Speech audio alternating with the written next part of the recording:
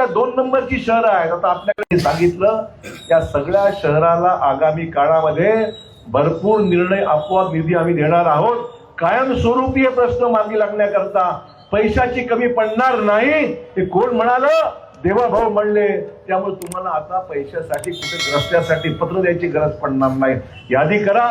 नगरसेवकांना मी सांगेन यादी करा. आमच्या तरुणामध्ये अमुक राहिलं, 2 नंबरमध्ये हे राहिलं, 1 नंबरमध्ये हे राहिलंय. आणि यादी आल्यानंतर त्याला मंजुरी देण्याचं काम आपले मुख्यमंत्री, राज्याचा प्रमुख माणूस आपला हा निर्णय घेईल. नांदेडमध्ये जे जे छोटी मोठी कामं राहिली असतील, बाकी मोठी कामं करायचीच आहे आपल्याला, पण छोटी मोठी कामं राहिली असतील तर त्याला आता केंद्र राज्य म्हणून पैसा देऊन आपलं शहर पहिल्यापेक्षा अधिक वेगाने पुढे जाण्याकरता तुम्हाला उत्तम रस्ते आपल्याला उपलब्ध करून देणार आहेत. गडकरी साहेबांनी हायवे चाललेला आहे. ही गती कायम ठेवायची असेल एका विचाराची महापालिका घ्यायची गरज नाही.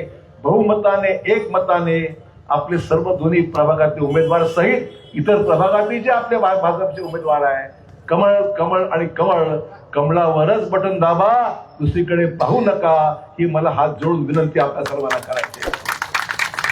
त्यामुळे शेवटचे 8 दिवस उरले आता. रोज लोक पार्ट्या खाऊ घालतील, याची पार्टी त्याची पार्टी. मी तर म्हणन रोज खा मटन, परंतु कमळावर दाबा बटन. एवढं काम करा. आदर्श चव्हाण, अच्छा अशोक चव्हाण का? मला वाटलं आदर्श चव्हाण. खरं यांनी गफलत केली, यांनी स्वतःची किंमत कमी केली, यांनी घोटाळे केले आणि भाजपमध्ये गेले.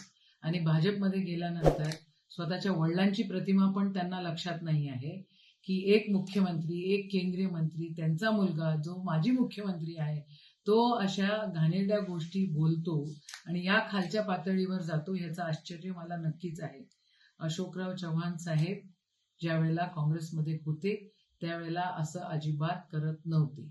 आता पक्ष बदलल्यामुळे त्यांची संस्कृती पण बदललेली आहे आणि नियत बदलली म्हणून पक्ष बदलला असंही म्हणायला काही हरकत नाही. म्हणजे मतदारांची किंमत एका मटणापुरती यांनी केलेली आहे.